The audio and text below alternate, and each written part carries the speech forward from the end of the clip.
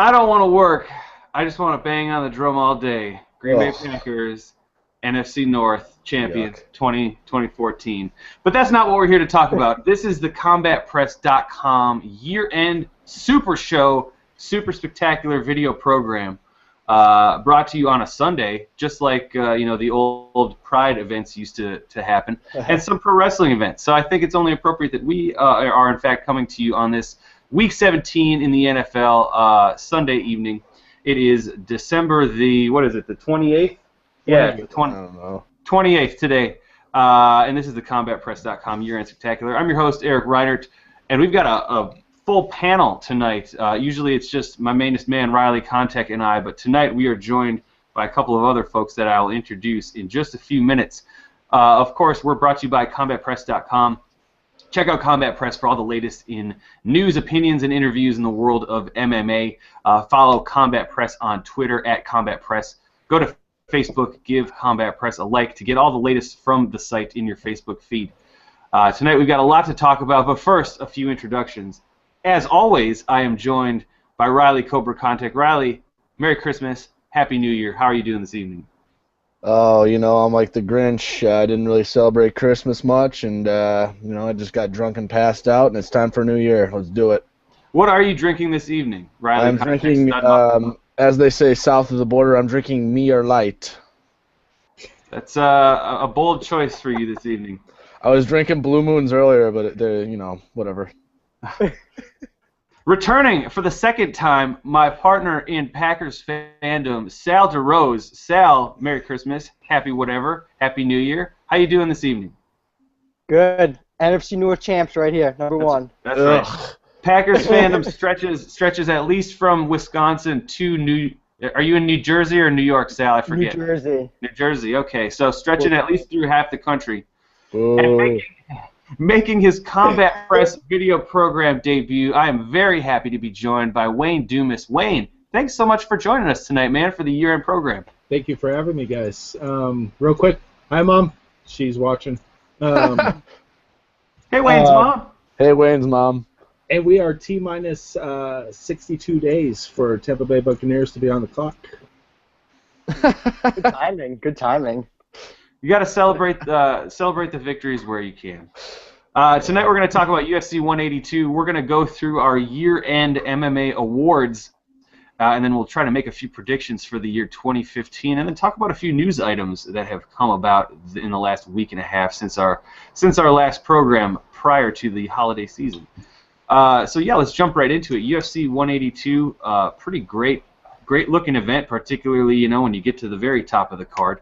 Coming to us this weekend, this Saturday in Las Vegas. Let's talk about these main card fights, you guys. First, we've got a good-looking welterweight contest between 6th-ranked welterweight Hector Lombard and the re-debuting Josh Burkman, who, as many of you know, participated in the second season of The Ultimate Fighter, was in the UFC till about 2008.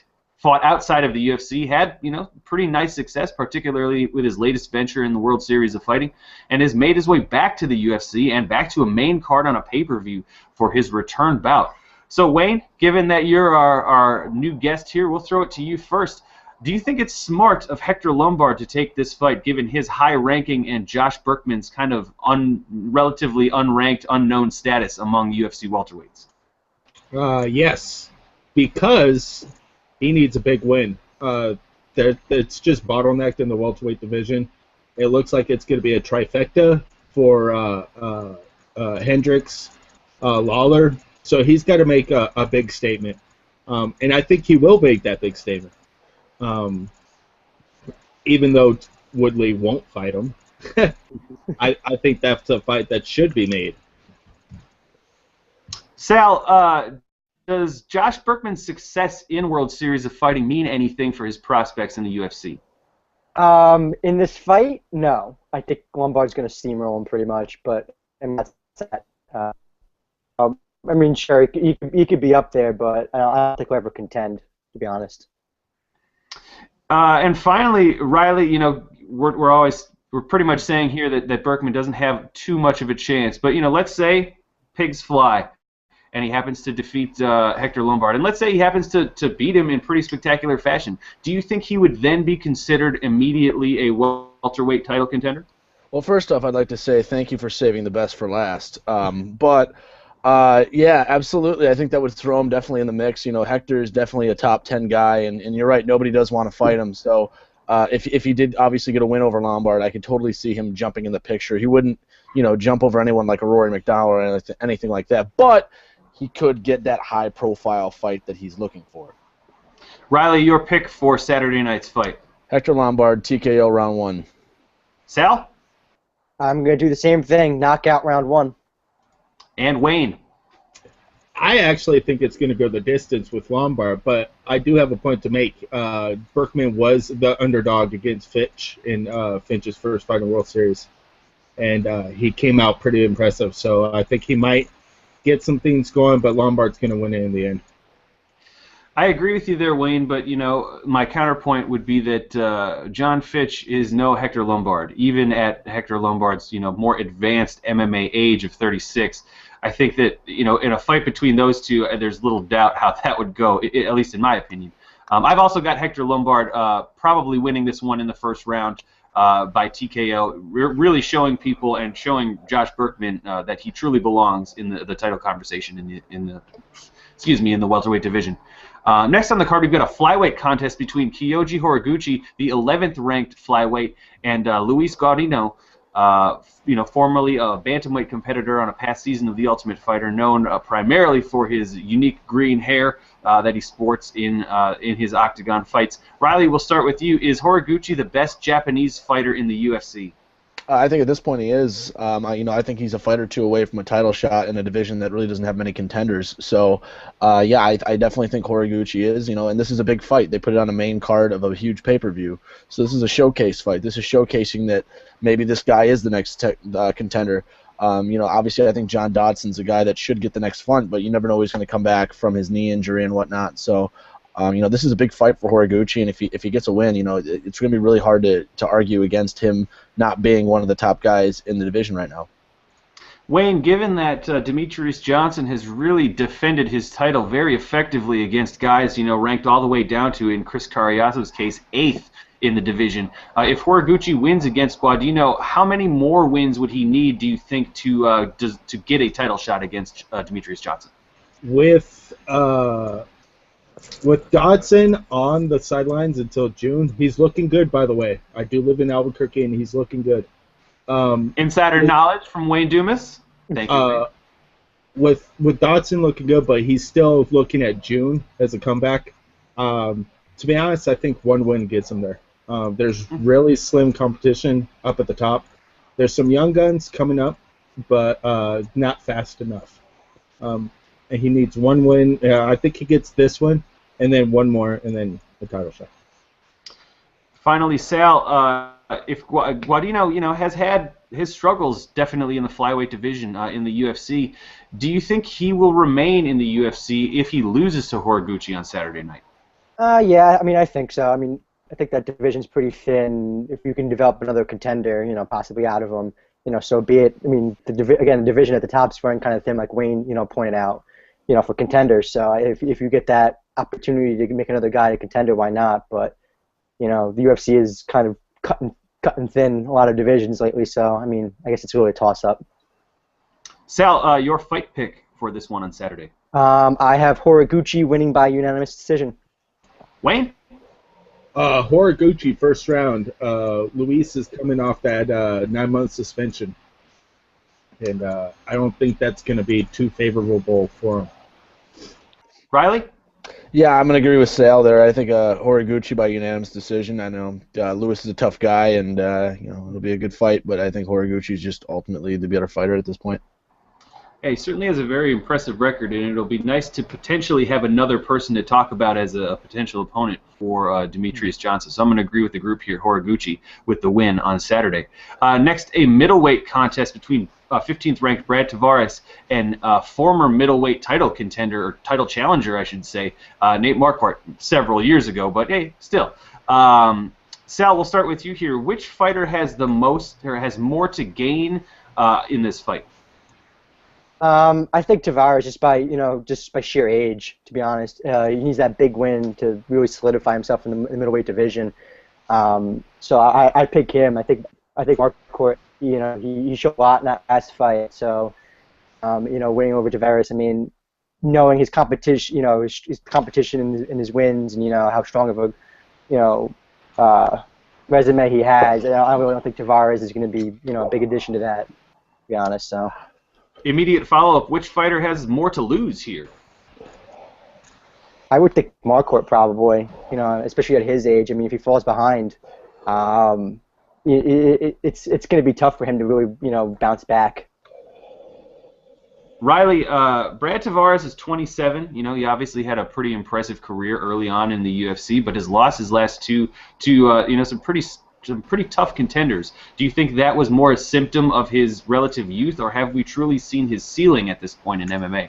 No, he was fighting some tough guys. I don't remember the other one, but I know he lost to Yoel Romero, who has just been in like the unstoppable freight train at this point. I think it was Tim Boetsch, if I'm not mistaken. Tim Boetsch, and then Yoel Romero. Yeah. So I don't think it's that. I think it's I still think he's a high level middleweight, and I think he's a guy that is going to be very, very strong in that, especially like you said, he's a young guy. He's got a lot to learn, and he's still. I don't think he's hit his peak yet, which is good because I think he has a really good chance to be a very solid middleweight in the UFC's division.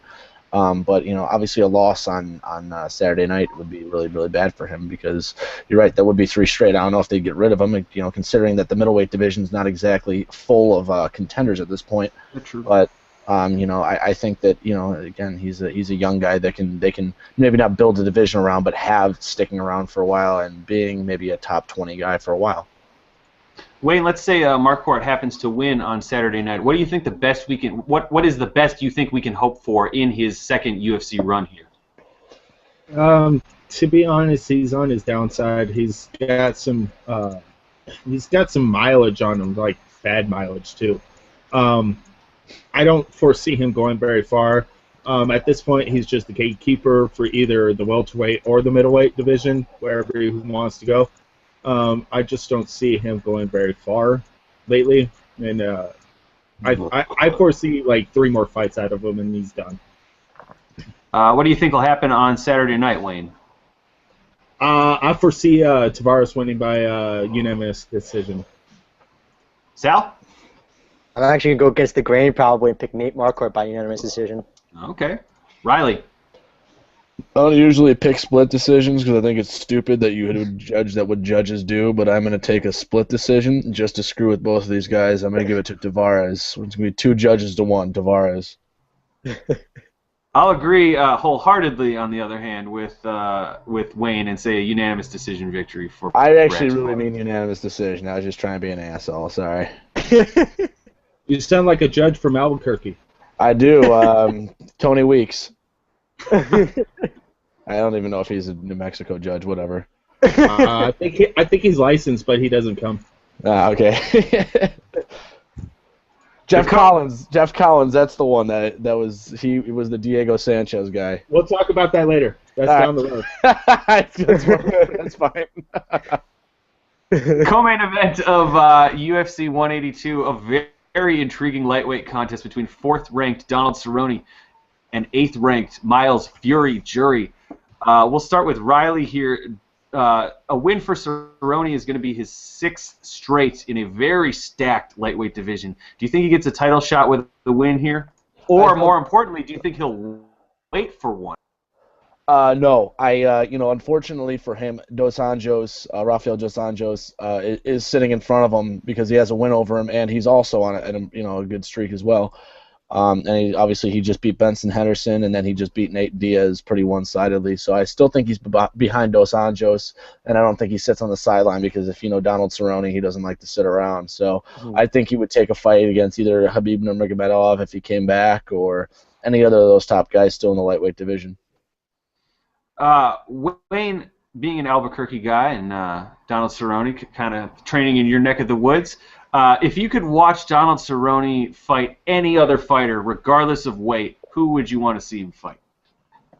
Regardless of weight, Jose Aldo.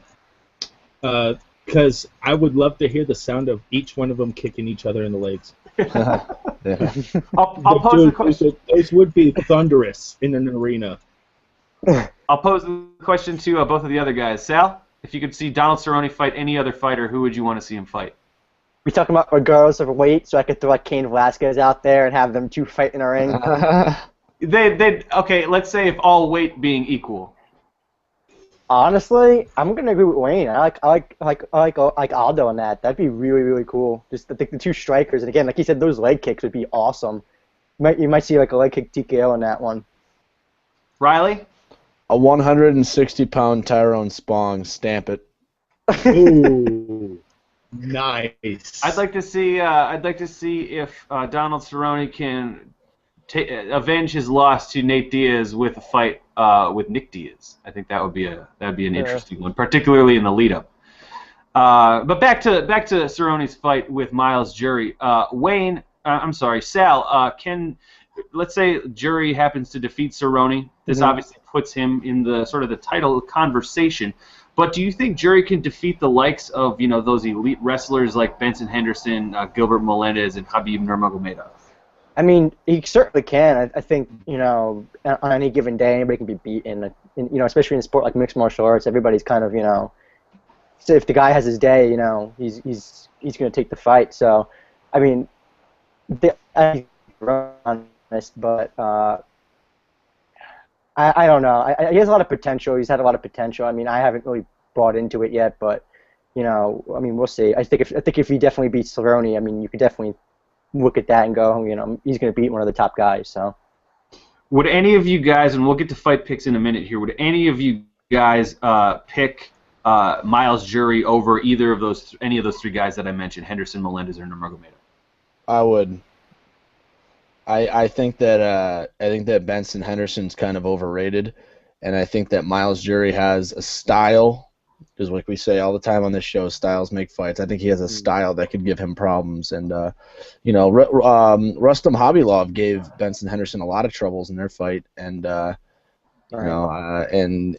think Miles Jury is a better version of Rustam Khabilov. So, and I think Henderson's won a lot of decisions he hasn't deserved. So I think that Miles Jury could definitely be very competitive and even beat him. Wayne?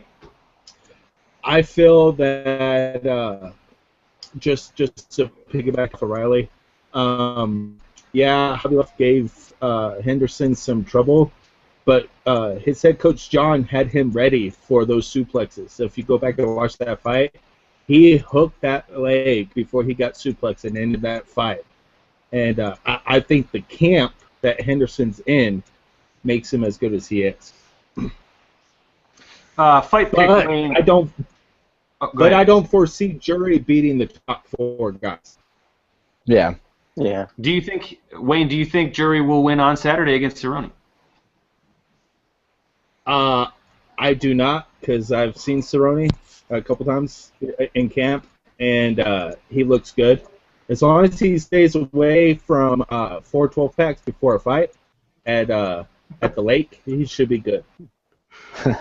Riley working on his 12-pack right now. Your pick for the fight on Saturday?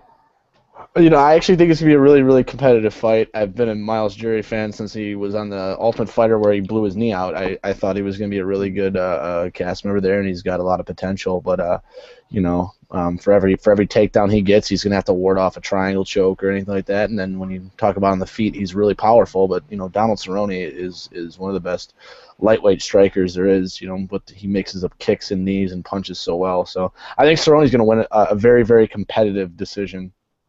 Sal? I'm going to agree with Riley on everything he said because that was pretty much, what I was thinking. I have Cerrone winning by TKO in round 3, so, I mean, yeah, everything Riley just said. I don't want to repeat everything, but hey, thanks, buddy. This one was kind of tough for me to predict. The big difference for me is going to be Cerrone's level of competition. He hasn't beaten all of the great fighters that he's faced, but he has consistently faced a pretty elite group of lightweight fighters, and Miles Jury is only now kind of becoming good enough to take on that group of fighters. So I don't think that Jury is necessarily going to present Cerrone with anything that he hasn't seen before, and I'm going to take Cerrone but winning a decision here. And finally, gentlemen, the main event that we and MMA fans and maybe even some people who don't know that much about the sport have been waiting for since it was announced, and particularly since kind of round .5 of this fight that took place during a media event. Of course, I'm talking about Jones won. Yeah, John Jones certainly took round .5, winning with the takedown, I think. But we're talking about the official fight, of course. John Bones Jones defending his light heavyweight title once again, this time against former heavyweight and current undefeated light heavyweight, second-ranked Daniel Cormier. Not much to say about this fight aside from all the hype that's been generated about it. This is probably one of the biggest fights in UFC history. We'll start with Sal here. Do you think this is the best fight that the UFC will put on all year, even though it's on January 3rd? Oh man, that's gonna be a tough one. For the whole year, probably not. But it's too early to tell. I mean, you can put so many other fights together. I'm sure, again, Conor McGregor will talk his way into a fight and make better talk, leading up to a fight than Cormier and Jones have made. But I love this fight. This is going to be a really good one. My heart says, pick Daniel Cormier, but my brain tells me to pick John Jones. So, I don't know who's going to win. So you're saying that Conor McGregor's Jose Aldo would be a more anticipated fight than this one? I think with Conor McGregor's trash talk, probably. Riley, I see you shaking your head. Yeah, dude, I don't agree. I think this is the best fight of the year that you can make. I think it's going to do the best pay-per-view numbers of the year. People were waiting for this fight at UFC 178. I mean, you can look for the amount of anticipation that was for that when it got canceled. Twitter exploded. Not that I would know because I don't have that many followers, but anyways. You're not going to get very many more by saying that on this program, Riley. There's like 2 people that watch it. Dude, and one of them is currently hosting it right now. Those 2 people are trying to win my contest, dude. But I honestly think this is the best fight that they put on the last 5 years, and that they could put on for 5 years. I mean, it's just that's the magnitude of this fight. These guys legitimately hate each other, and it's going to be a great fight. Very well matched. Wayne, let's get your 2 cents in. Is this the best fight that the UFC will put on all year? And if not, which would be a better fighter? I'm sorry, what would be a better fight? This is the best fight of the year, and like Riley said, this is the best fight of the last 5 years. This is going to be epic. Just a little tidbit, John Jones tweeted out today, and I have it here, quote unquote, "I love attacking people at their own strengths. Let's embrace the grind." So it's going to be interesting. If John Jones goes that way, then I hate to say he's in a world for hurt. I was at a restaurant about a week ago, and an advertisement for Nick Diaz, or one of the Fox advertisements that they're doing, just kind of showcasing the fights that are coming up in January, and one of them was Anderson Silva, Nick Diaz, and there was this guy sitting at the bar, and I heard him say, like, "Holy shit, Anderson Silva's coming back!"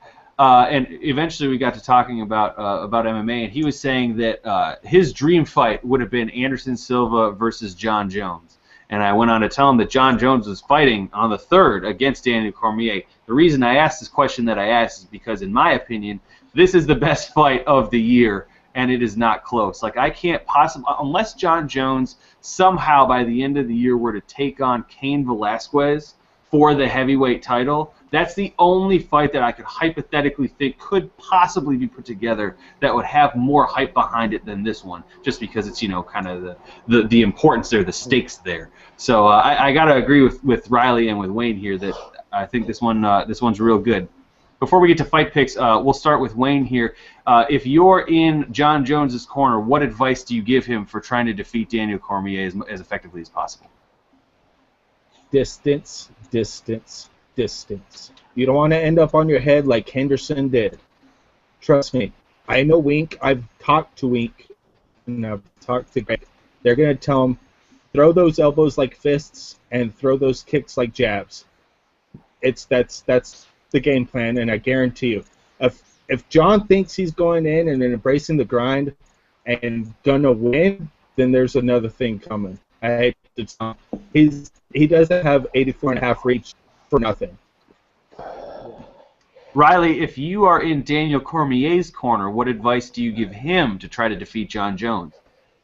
Oh, I wish you wouldn't have asked me this question. Anyways, obviously you want to, again, opposite of what Wayne said, close the distance and make him uncomfortable. You're obviously the bigger guy here. If you look at him, he's a much bigger man, and put him against the cage and make him uncomfortable. He knows he's the better wrestler, and that's something you got to exploit. John's a great MMA wrestler, but Daniel's a world-class wrestler, so that's really the big difference there.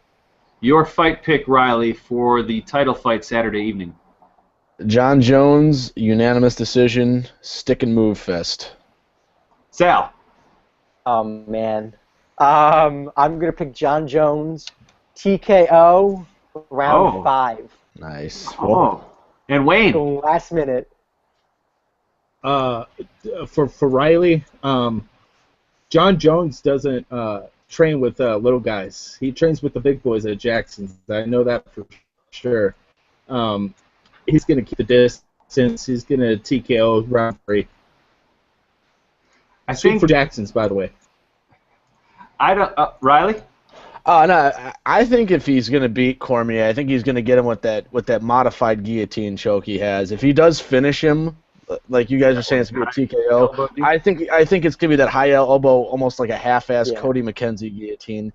I mean, that thing is tight, and he does it so well. I mean, if he does finish him, I think that's the best way he's going to do it. Daniel's going to try and hit a single leg on him, and he's going to make him gargle a little bit. Wayne?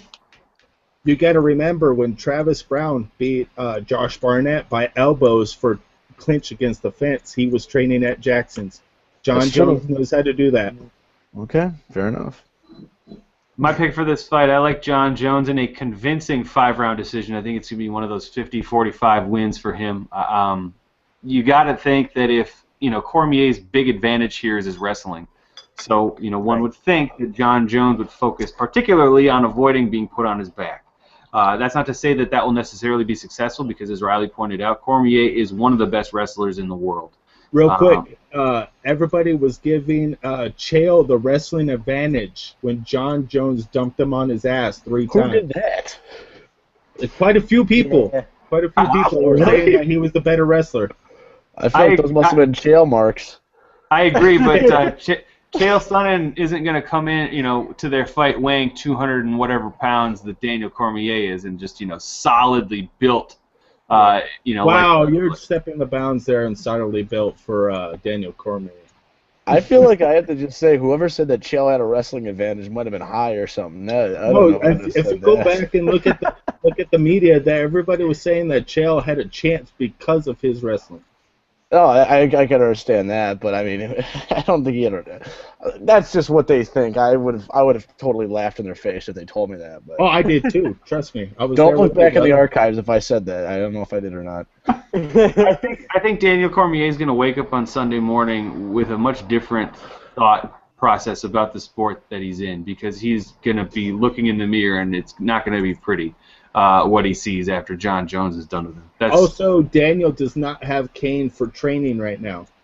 Good point. Yeah, that's a good point. I didn't even think of that. Yeah.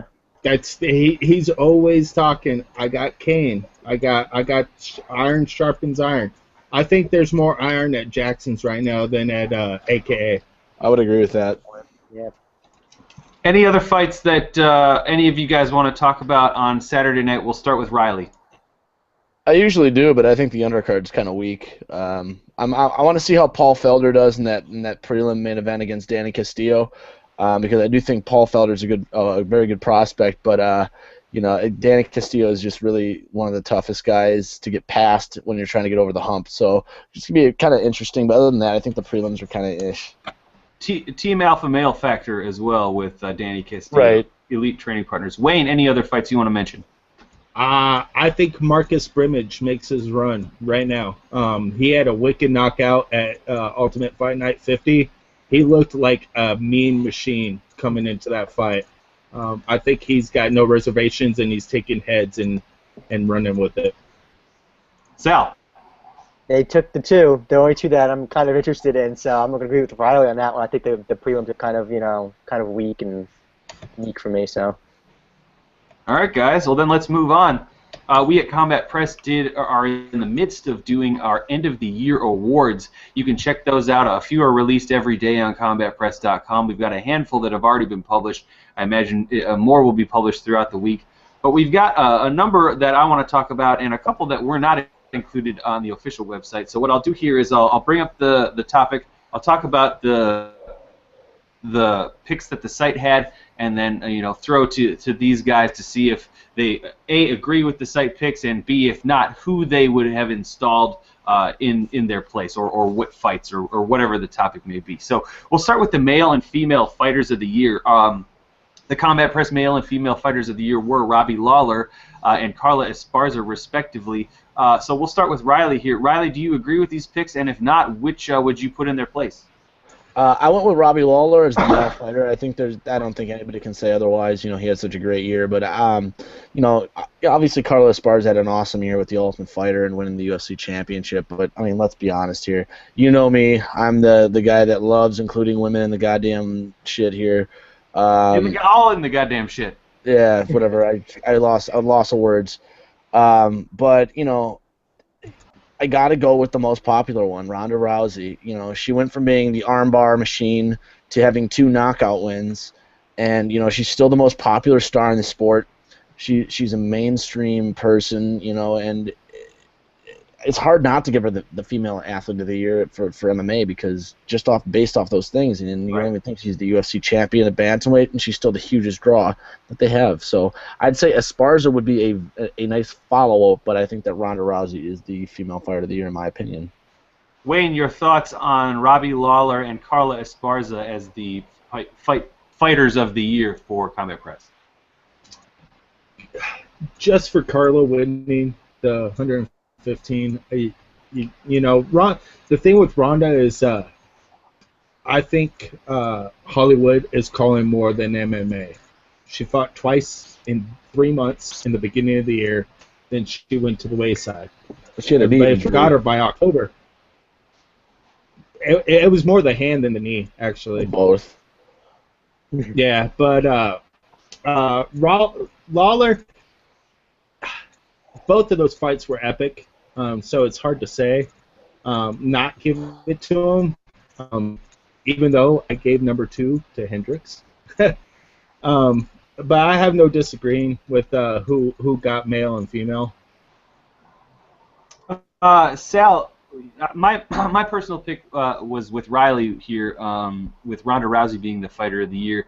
Do you think her, and for that, for the exact reasons that Riley listed, she was known for her submissions and got 2 very, very impressive knockout victories, or TKO. Quick too. Very quick, yeah. Yeah.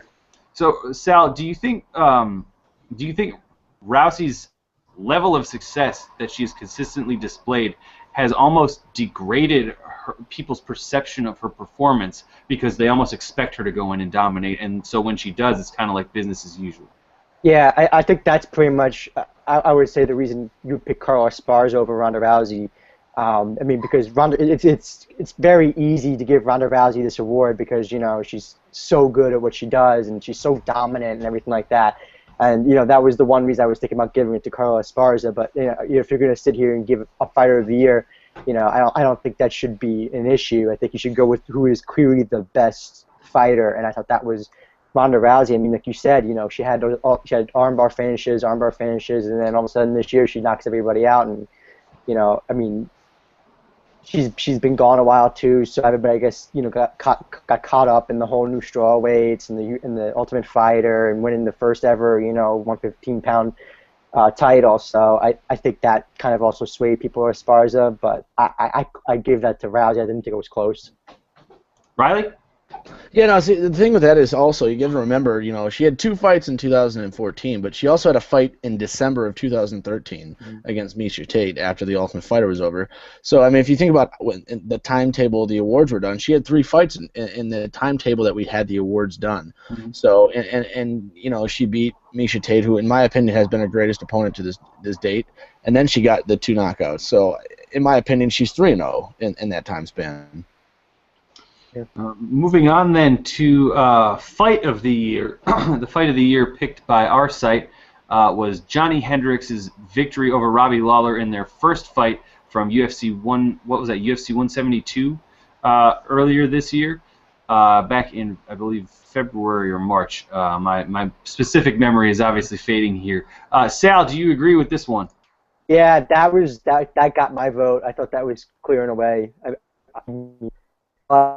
Silva too. That was the other one, but I didn't think Weidman Makita was kind of up there with those 2 fights. I thought those were 2 kind of separated themselves. So I thought that was a good back and forth battle, and it set up for the second one and possibly a third one that could be coming up soon. So Riley or Wayne, either of you disagree with this pick from the site?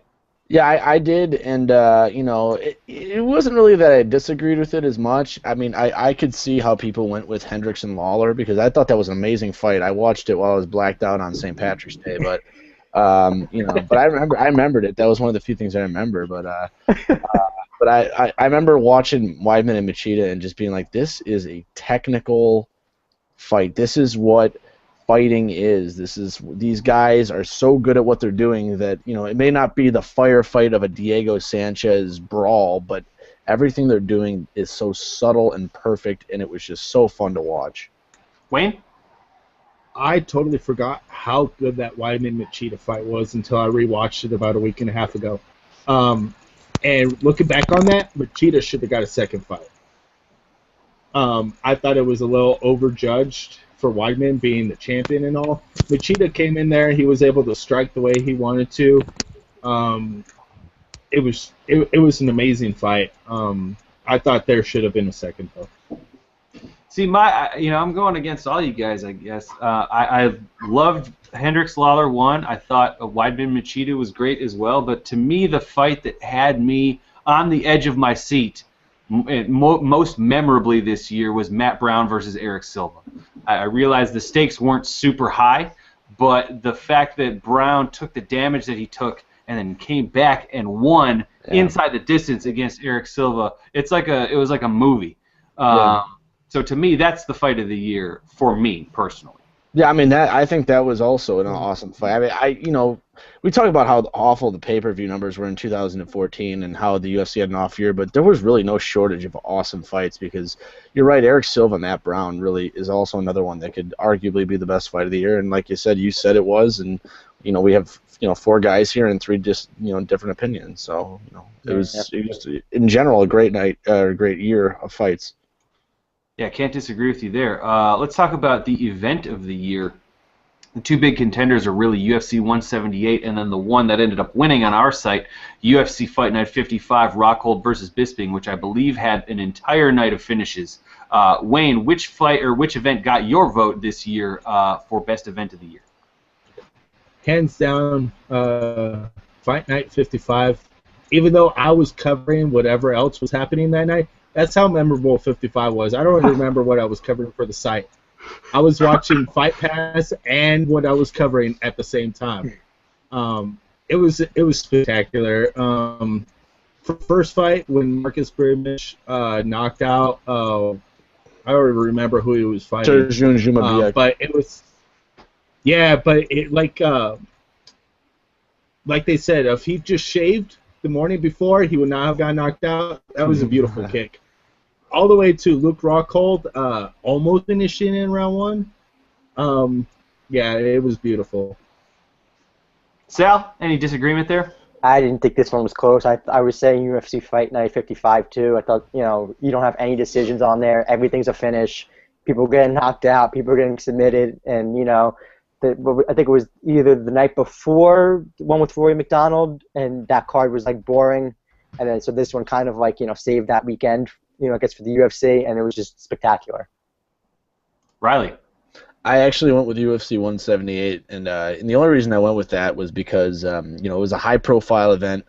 But how many times have we been let down by a high-profile pay-per-view? It's like, oh, yeah, he's great on paper, and then, it's just okay in person. I thought that the main event, I had to rewatch it the next day because I didn't actually catch it, but because I watched everything else before it. But I thought it was good. Demetrius Johnson's, again, you and me are Demetrius Johnson marks. You would know that better than so. I thought that the Cerrone Alvarez fight was awesome. I thought basically just top to bottom everything was awesome, and it delivered on a card that should have delivered. Totally. When in other cases, cards that should deliver did not deliver. So just based on the high profile, I went with 178. But the guys are right. UFC Fight Night 55. I woke up for that, and it was totally worth it. Yeah, I actually also went with UFC 178 for many of the same reasons, just because, UFC, and we can talk about it a little bit more later, but one of the memorable stories for me this year was the utter disappointment that I felt from some of their, from the events that I paid $55 to watch, specifically UFC 174 and UFC 177. Although UFC 177 ended up being not a bad card, it just the circumstances surrounding it. But I digress. UFC 178 was the one that the UFC was truly counting on to be, a solid card. And even though it lost the main event in Jones and Cormier, seeing Demetrius Johnson, definitely one of the other best fighters in the world, really taking on anybody would have been suitable for a headliner, particularly with the undercard that they put together. So for the main card specifically, I would say UFC 178. As a whole, obviously the vote is much closer. Next on our list here, we've got Knockout of the Year. I'm going to start with Sal, since Sal wrote the piece for CombatPress.com. Check that out. The site voted for Joe Schilling versus Melvin Manhoef. Sal, we'll let you talk about this since you broke it down for the site, but was this your particular vote for Knockout of the Year? Yes, it was. It was 100% my vote.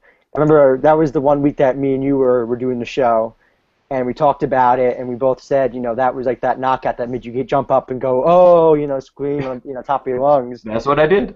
Yeah, that's what I did too. I mean, I think, just the way that it came, Manhoef was dominating him in that first round. He came close to finishing him at the end of the round, and then all of a sudden, the second round, Manhoef is continuing being aggressive, and then, Schilling comes out and just knocks him out, straight knocks him out, and drops him like a statue. So I don't think I like all the other knockouts, but this was like my personal favorite because I think this was out of those three, though, that was the only one that really made me jump out of my seat and go crazy. Riley, because we talk about MMA every week, I know you happen to disagree here. Let's talk about your favorite knockout of the year. I mean, there was at least two better. Honestly, I thought that Schilling Manhoef knockout was overrated, but I mean the two that I think the runner-up should have been Josh Salmon versus Eddie Gordon. I mean that was incredible head kick knockout. But I think I told you last week on the show that my knockout of the year, and I don't think there was going to be anything that changed it, was Damasio Page over Brian Hall in Legacy Fighting. That one-punch knockout, it looked like he killed him with that punch. I mean, that was literally not best knockout in the last maybe couple years. I mean, I that was just insane. And I think that a lot of times the small organizations don't get the love they deserve, but they should have in this case, because Damasio Page just absolutely starched Brian Hall with that punch, and it was you can watch it over and over again. It never gets old. We'll kick it to Wayne. Wayne, your thoughts on the knockout of the year? Backstory. I was supposed to cover, and then I got called by Legacy to do video production for Legacy 36. And I was on the side of the cage that Brian Hall fell. The dude literally bounced off the mat 2 feet after he hit the mat. Just a little tidbit, that's also my comeback of the year, because Damasio Page got dropped twice in that first round, and then came back and knocked him out. And the main event was stalled 5 minutes because the ambulance had to take Brian Hall to the hospital and come back. Oh, wow. Yeah. It was a little scary, to be honest. It was so scary they had to bring in cardiac machines to make sure he was still responding. Holy shit. It was scary. The building exploded. For Damasio, considering it was hometown, and then went silent 2 minutes later because Brian Hall was not moving. Is that your knockout of the year, Wayne? That's my knockout of the decade. I was there live. I saw it happen, and it was just an epic, scary moment. And everybody in the building was praying and hoping Brian's all right. Brian actually took it laughing the next day flying home because somebody actually on the plane was reading an article from the Albuquerque Journal with his picture of him getting knocked out. And he was like, hey, I'm in the newspaper.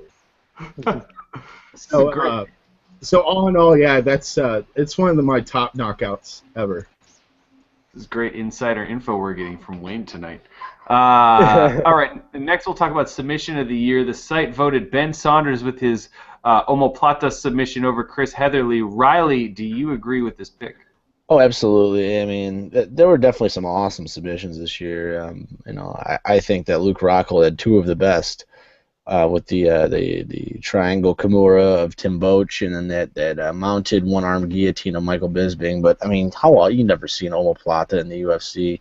So I think that Ben Saunders being able to do that, and it was even more than an omoplata because once he got the position, he just started cranking with his arms. So, yeah, I definitely think that was the best one by far. Wayne, the other one that got a lot of votes on our site was Anthony Pettis' guillotine victory over Gilbert Melendez, presumably because of the stakes involved. Would you agree or disagree that the stakes make that better than Ben Saunders' omoplata submission? No, because technically Ben Saunders had that on point. That I compared that up to a marijuana-laced Nick Diaz Coco Plata. My favorite fight of all time, by the way, Diaz versus Gomi from one of the Pride events in Las Vegas. Definitely my favorite. Marijuana lace go Plata, baby. Sal, your thoughts on submission of the year?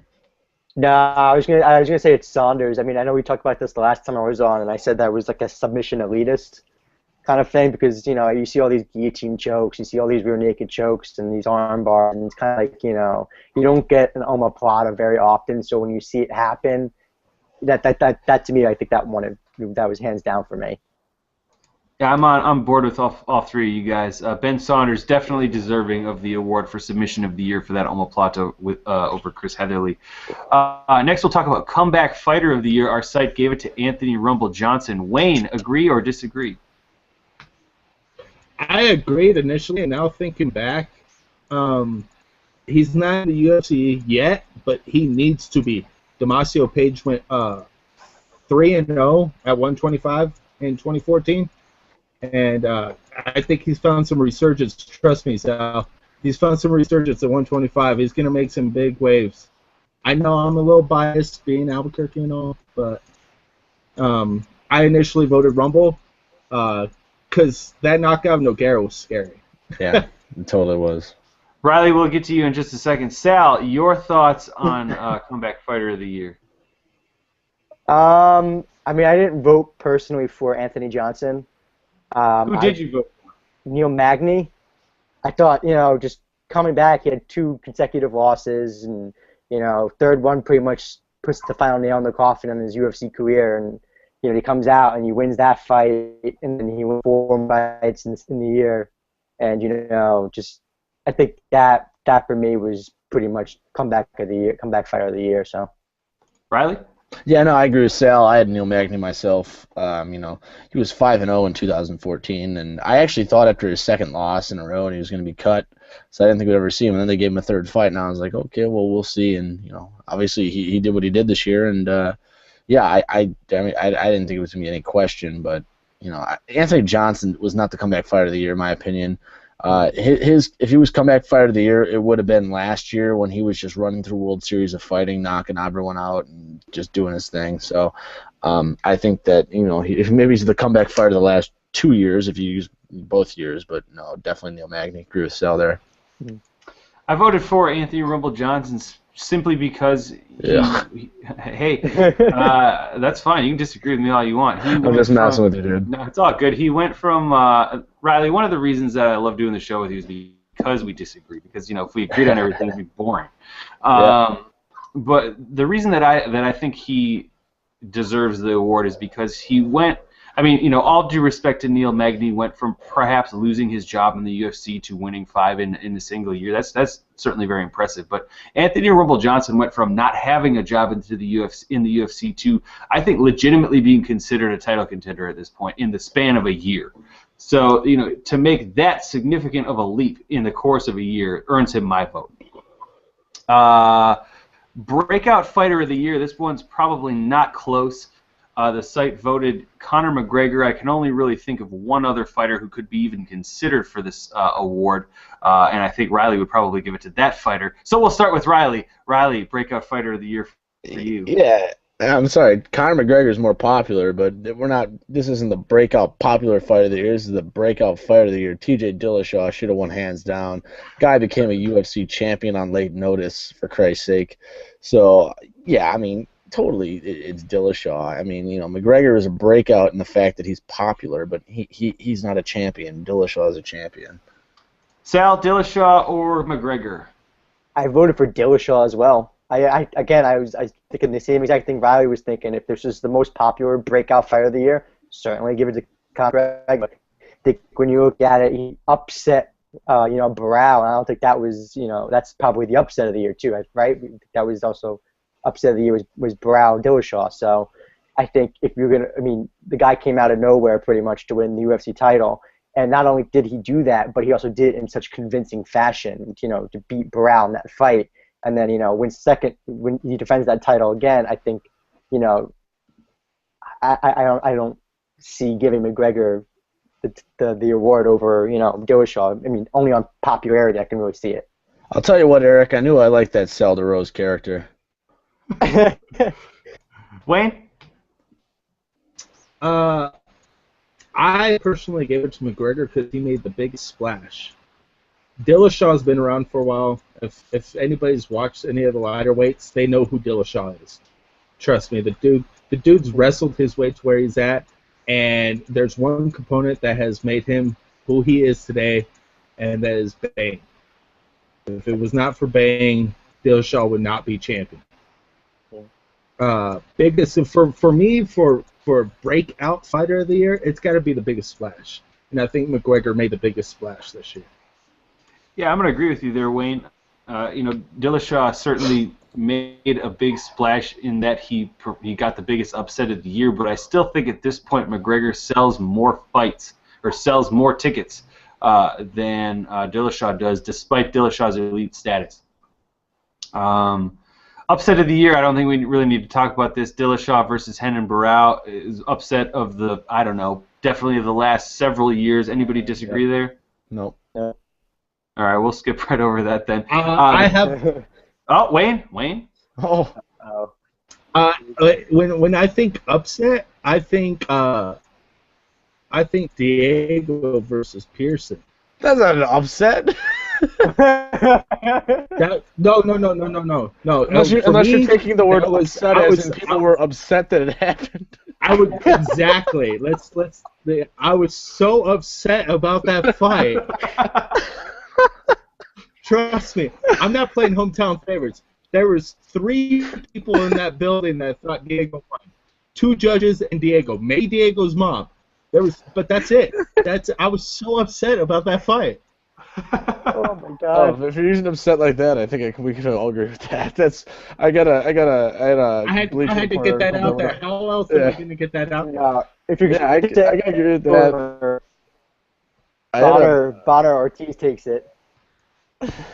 Now, if we're talking about upset in that you're respect, upset about Bonner Ortiz. Just UFC 174 takes the upset of the year if we're talking about what made you the most upset. Because after I watched that the most upsetting thing was the fact that Stephan Bonner let Stitches lip sync him out to the ring. Should have been Riff Raff. It should have been Salt and Pepper. They were probably better. Dude, Riff Raff would have sold like 10,000 tickets, bro. Come on, Millie, people love Riff Raff. Millie Vanilli would have been more credible than Stitches, and that's coming from a Stitches fan.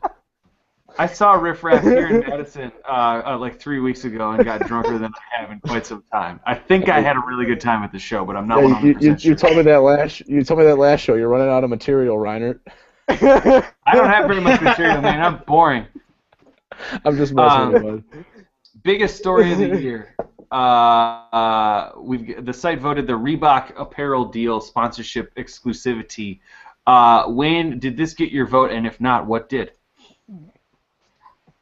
You know what? I don't quite remember what got my vote. I think it was Reebok, but I might change that with 2 more lawsuits coming on board right after that first one.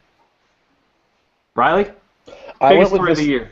I went with the CM Punk thing, and it's not because I'm a half-ass wrestling fan. I mean, if you look at the traffic numbers from websites after the CM Punk announcement, I mean, it was insane. I know Bleacher Reports, everyone that did a CM Punk article, like did a minimal of 50,000 reads, and MMA Junkie was talking about that too. So I did an article where I put CM Punk in the title. It didn't even include him, and I got 57,000 reads or something like that. So I think I said 5 pro wrestlers who should follow CM Punk into the UFC, and it got 57 or 56,000 reads. So I think that was definitely bigger than the Reebok deal. Sal? Yeah, I was going to agree with Wayne on the lawsuit one. I mean, it's coming out now, 2 more lawsuits on top of it. I mean, the Reebok deal got my vote only because the lawsuit hasn't really fully developed yet in my eyes. So I think next year will probably be a little bit bigger, and they haven't had a decision yet. So, Wayne? We cannot know the impact of Reebok until June. Right. When they release numbers. We have no clue what's going on. There's floating around. And I came up with the point a couple weeks ago. Are we keeping performance bonuses? Because if you look at the numbers for year to money that's being reported, it's the same amount of money that's being in the bank for bonuses. Yeah, I voted for Reebok on this one just because of the potential impact it can have. I think that this is tied to the lawsuits because it's another piece of ammo or another bullet in the clip, so to speak, for the fighters who are part of this class action suit, because they can say, the company is inherently degrading our ability to make money through these deals. So I think the existence of the deal itself will have some long-reaching impacts, potentially negative for the company, but certainly some short-term positives for the company. Yeah. I can tell you that one person probably didn't get a lot of traffic for their CM Punk story, and it's this guy right here. Speaking of CM Punk, a few categories I've added here that we didn't talk about or that were not officially covered on the website. Surprise of the year is the first one that I'll talk about, and I'll give mine right now. We just talked about this. CM Punk, there's not much that surprises me these days because it's kind of all out on Twitter. Before anything's really announced on television, it's kind of right there on Twitter. So, you can read a Twitter announcement and be like, oh, hey, how about that? Or, perhaps an even bigger reaction. But very rarely in this day and age does one see something on television that makes them go, or that makes me go, oh, wow, really? Holy crap. And that's pretty much what happened when CM Punk appeared on the screen with Joe Rogan and announced that he was going to be part of the UFC. They kept there were rumors out there, but nothing substantiated, and certainly nothing announced that I saw on social media prior to the announcement by the UFC itself. So to me, that was definitely the biggest surprise of the year, particularly given CM Punk's complete lack of experience in non-professional wrestling setting in terms of competition. So that to me is a surprise of the year. We'll throw it to Sal next. Sal, your surprise of the year. Yeah, no, I mean it's either going to be CM Punk, because like you said, that's a big thing. I mean, just to talk about. I mean, I didn't expect that. I didn't see that one coming. People were mentioning it, and I'm like, okay, good luck with that one. I don't think that's ever going to happen. And I mean, I'm not a big wrestling fan. I know you and Riley are, but I was kind of a big CM Punk fan. I think that's one of the guys I watched. When wrestling would come up, my friend would tell me, "Oh, your CM Punk's on. You should watch it." And I just like his ability to talk and everything like that. I mean, outside of Paige, I mean, he's really the only one that's grasped my attention in the last 10 years. So. and rightfully so with Paige. Riley, your surprise of the year this year. Well, mine's gonna be a underdog surprise of the year. I mean, we can go with the Reebok thing, we can go with the CM Punk thing, we can go with the lawsuit thing. I'm gonna go with Jade Bryce and Bellator are no longer cooperating with one another. Very, very, very shocking. I know, Heartbreaking. and I don't know why, because Jade is probably my favorite ever, because she actually seems like a nice person. And yeah, so she's not gonna be with Bellator anymore, and that's just one less reason to watch Bellator for me. Wayne, biggest surprise of the year for you? Biggest surprise of the year for me, I would have to say that Paul Harris has not been suspended. The dude holds leg locks for freaking centuries. Come on. How many dudes' careers do you have to destroy? All right. I don't know the report on John Finch yet. He's like the Ndamukong Suh of MMA, pretty much. He's the Detroit Lions of They're the MMA. dirtiest team. Come on, We're not going to even talk about that. They're the dirtiest team. That's just my 2 cents on the Detroit Lions. Dirtiest team in NFL. If I could add a second surprise of the year is Ali from World Series fighting Eric Andre in public of all his fighters. That dude seems to not have a fighter on his side other than Ray Sefo, who doesn't fight anymore. Okay, next on my list is biggest disappointment of the year. I will start. I'll then kick it to Riley, then Sal, then Wayne. My biggest disappointment of the year was UFC 177, the fact that they just kept it on. It's my fault for buying it anyway, particularly because they didn't drop the price at all. But for them to market UFC 177 to me represented like it was very symbolic of the year in some cases that the UFC had with pay-per-views being, trying to sell something that just wasn't worth the price tag that they were putting on it. So UFC 177, the fact that they just really pieced that together with no fights really that were pay-per-view worthy, my biggest disappointment of the year. Let's go Riley, then Sal, then Wayne. I had 2, and whatever, but obviously the postponement of UFC 178 was obviously a giant disappointment. Obviously we're gonna get it next Saturday, so I shouldn't be that worried about it. But obviously I was looking really forward to it, and then it just completely, crapped out. But I think the other one, and I know I've talked to Eric about this in the past, was the War Machine story. Mostly because I was the guy that was always defending War Machine for his kind of outrageous antics on Twitter, and his outrageous, behavior and stuff. Because outside of the hard exterior, I thought he was a good guy, and he went and did what he did, and I was just very, very disappointed by that. And obviously now I could give 2 shits less because he is where he is, but obviously that was a bit of a disappointment in my eyes. Yeah, I mean, I don't know if I'm going to say disappointment because I didn't defend him before this. I thought he was kind of, I don't want to say scumbag, but, yeah, no, I'll say scumbag. That's definitely the word. But so I don't really think that's a disappointment, you know what I mean? Because it's kind of something I expected. I mean, I'm going to pick a fighter just based on performance, Michael Chandler. Huge disappointment. He was one of those guys everybody looked forward to, and, one of the best lightweights outside of the UFC is Michael Chandler, and he comes in. I didn't give him. I didn't give Will Brooks any credit. Going into their first fight, I didn't think it was close. And then he goes in, Chandler, loses that fight, and then the second fight, I'm thinking, well, Will Brooks, won that first fight, but maybe Michael Chandler, it was a short notice fight, maybe he'll pick it up. And he didn't. That knockout, it was a standing KO. And I just think, out of everybody, I think that's a pretty big disappointment. Wayne. Will Brooks, Michael Chandler is my scariest moment of the year. Yeah, to see a guy get knocked out and not know where he's at in the middle of the ring was scary. Disappointment of the year was The Time Is Now because I covered it. No big announcement. We all knew what it was. We're not dumb.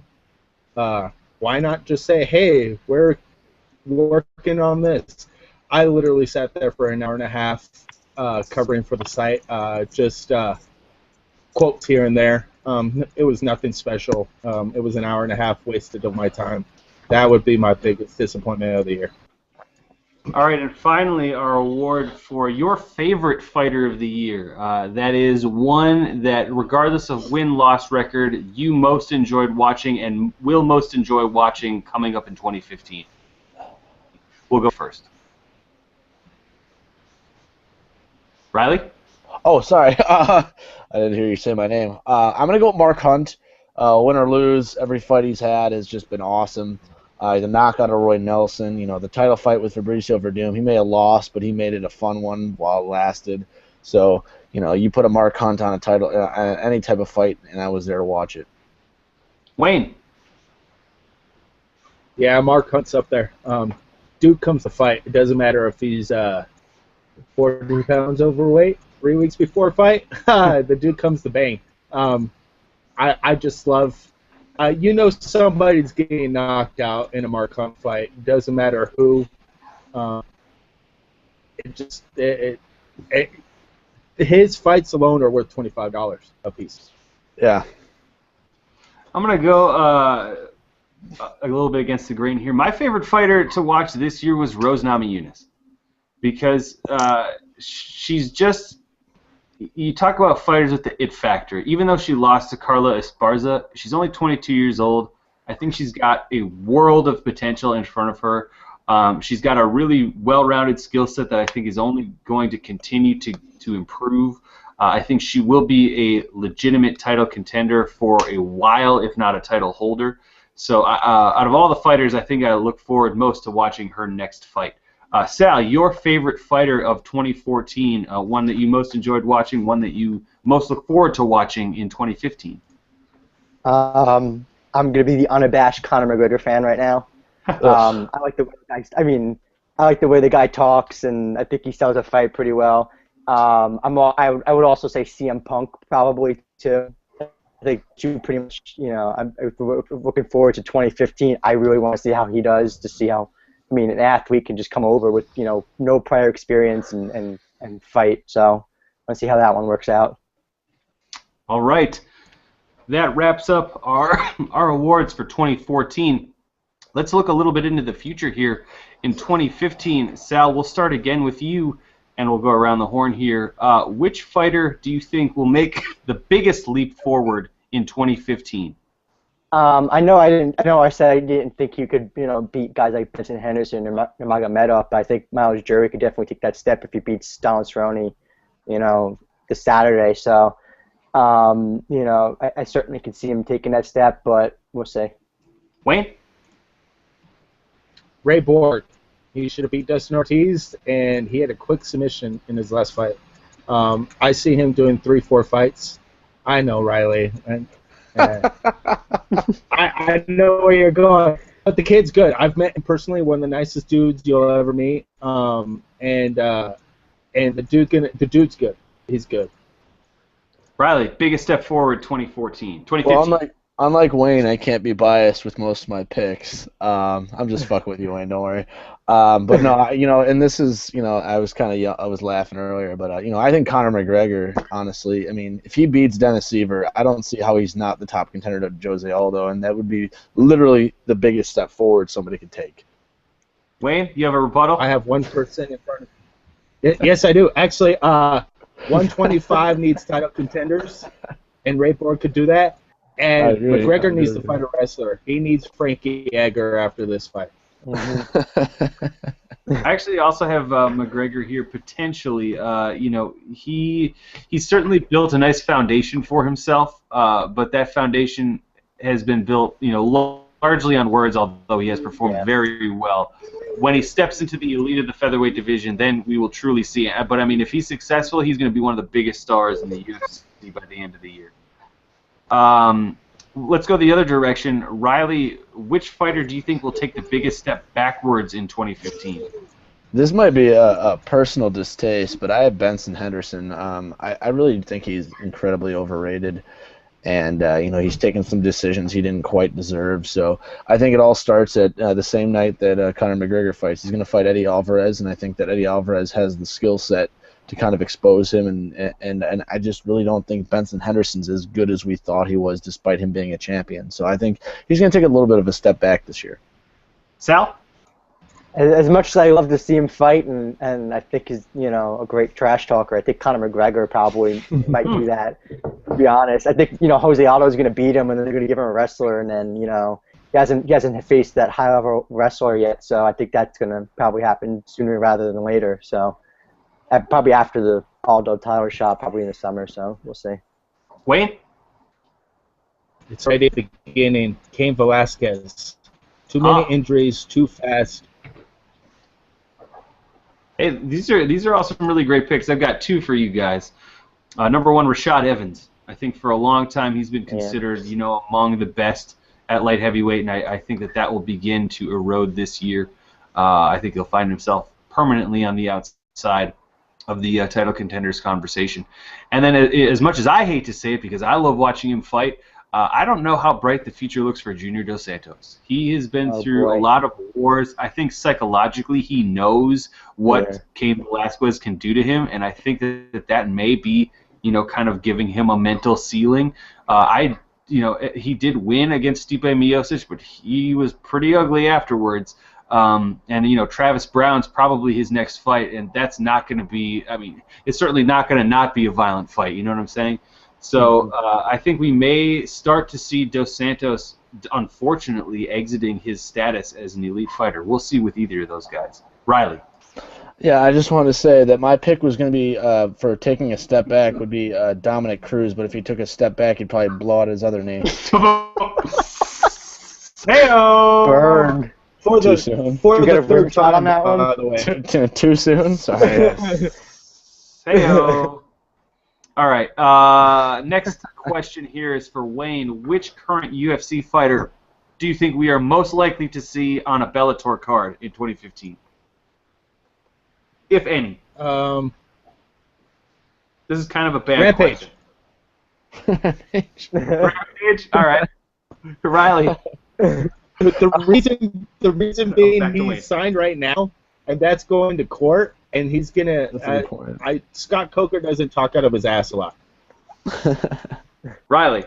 I'm gonna go with Dan Henderson. I think he's gonna lose his next fight, and then he'll probably be done with the UFC. And then I think by mid to late next year, he'll be with the Bellator, and he'll probably be headlining a card. So I'd say Dan Henderson. Sal. I was gonna say Rampage, but the whole court thing. I don't know what's gonna happen. So probably he's a current Nate UFC Diaz. fighter. Yeah, it's true. It's a good point. That's why I didn't know if it counts or not, and I didn't know We'll give it. what it was. Judge, hold on. We're gonna go with the judges. They're accepting. Okay. So it's probably gonna be Rampage or Nate Diaz for me. I think Nate Diaz is probably. That's a good one too. Yeah, I think he's on his way out. I'm gonna throw one here. Given their history together, I'm gonna say Kung Lee. He's obviously kind of on the outs right now with the UFC, given the whole lawsuit situation, and he and Coker have a history together. I feel like he would be a decent attraction for a Bellator card. Yeah. Who will be the first champion to lose his or her belt, and who will take it? We'll start with Sal. I was gonna say Robbie Lawler. They make this third. Hendrick's probably gonna take it the third time. Or if they make a title fight with Roy McDonald, I think Roy McDonald takes the title from Lawler. So I think, just based on that, I think those two guys, if they give it to Hector Lombard, I think Hector Lombard takes it from him. So, I mean, those are just three guys I can think off the top of my head. So we'll see. Wayne. Cain Velasquez. Dana White takes it. Great answer. Riley. TJ Dillashaw. I think he's going to have a rematch with Renan Barao, and I think Barao's going to take it and better prepared this time. Oh, boy.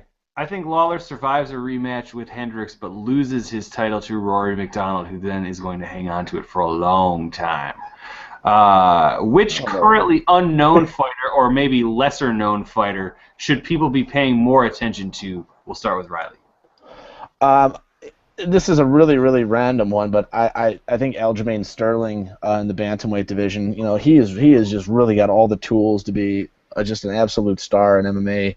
And some people have compared him to being a bantamweight John Jones. I think it's a little early to say that, but if you look at his physical gifts and the skill set he has, it really does make a lot of sense. And then you put him in the Sarah Longo fight camp, and it's just like, how can he go wrong? Because that team is just so good. So that's the guy I'm going to be keeping my eye on all year, Aljamain Sterling. Sal. I don't know how much of an unknown she is, considering she was just on The Ultimate Fighter, but I was going to say Justine Kish. I mean, I think that show, yeah, I think she changes the complexion of that show if she was, truly, fit to fight on that show. I think she's one of the better fighters probably at 115 in the UFC right now. So I'm gonna unanimously agree with Sal. I actually had her as one of my predictions in the finale, not knowing she blew her knee out. So I think that's an awesome pick, and I didn't even think of it. So props to Sal there. Wayne. That's hard to say.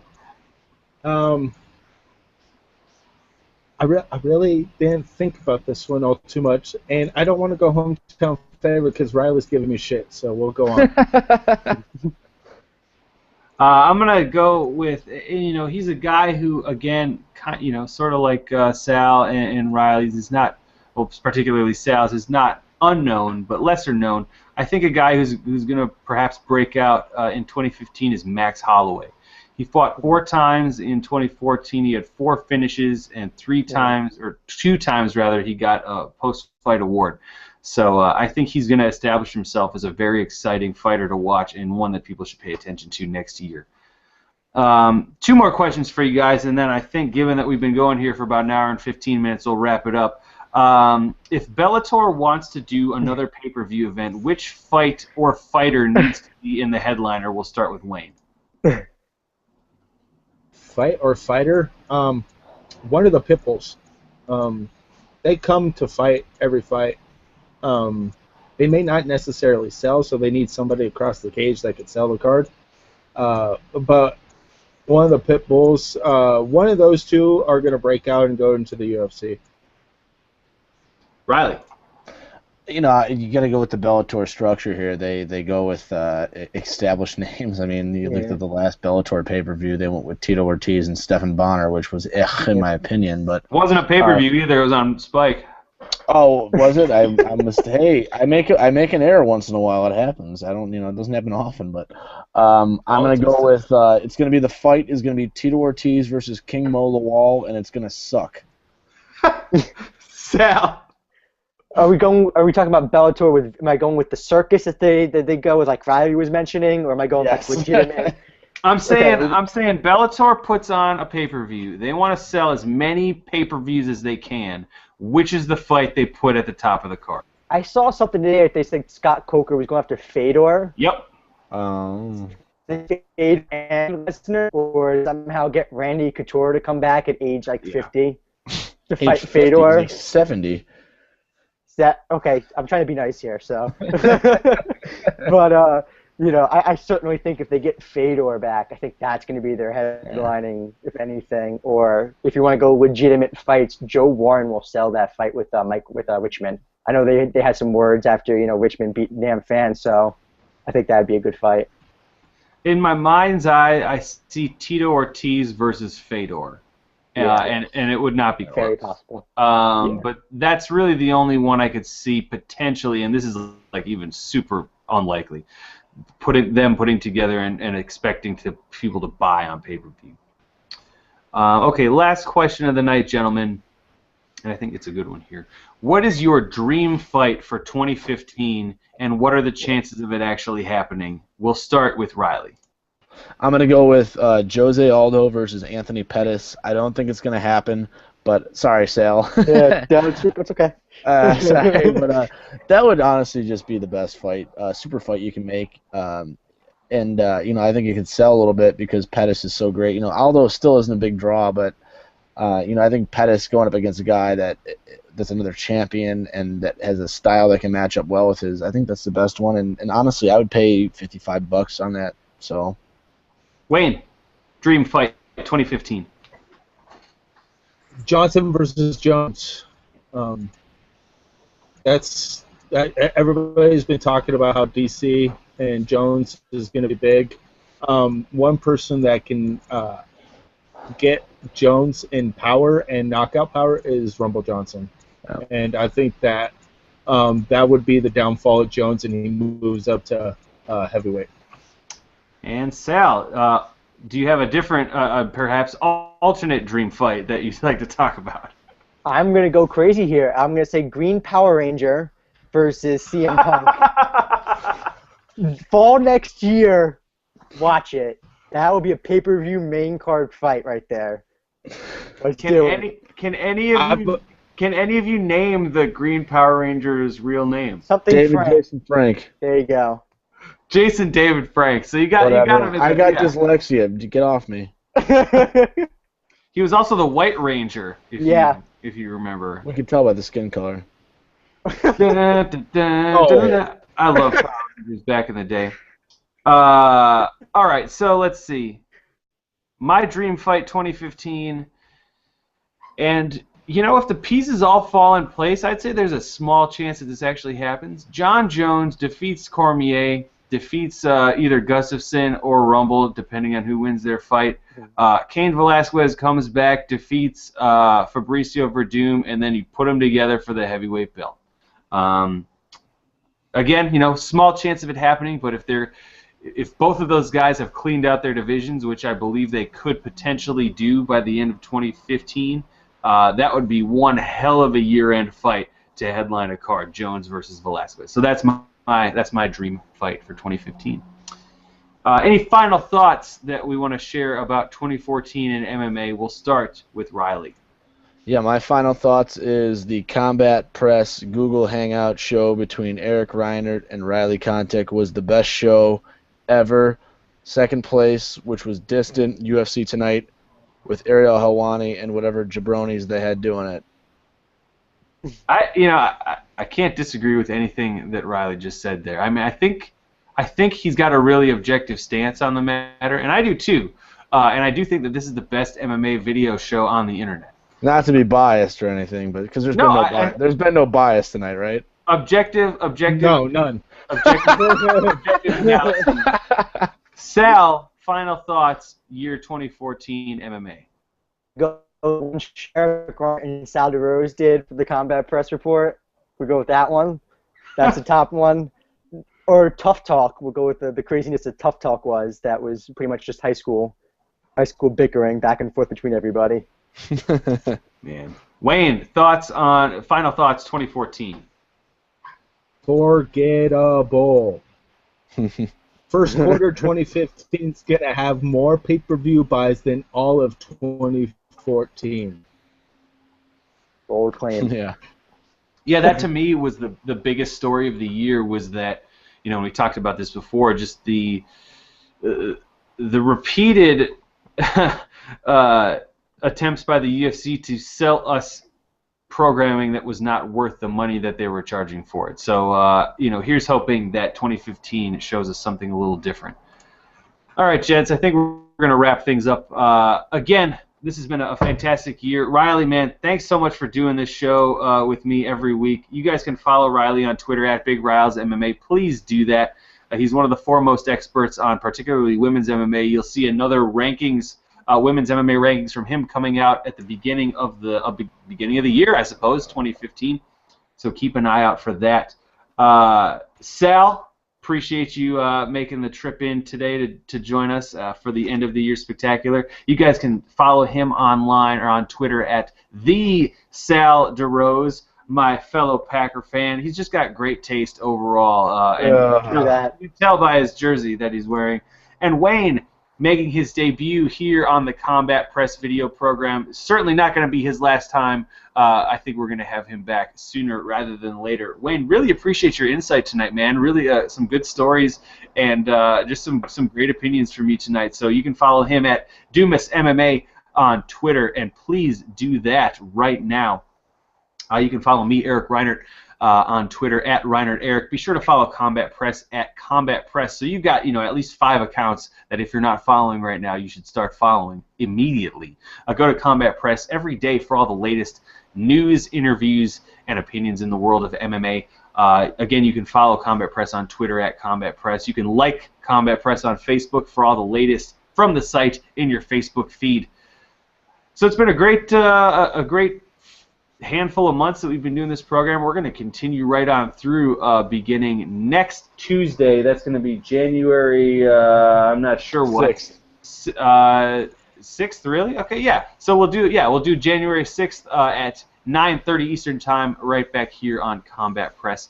So for the group here, Riley Contek, Sal DeRose, Wayne Dumas, I've been your host, Eric Reinert. Thanks so much for tuning into the year-end program. And Happy New Year to all of you.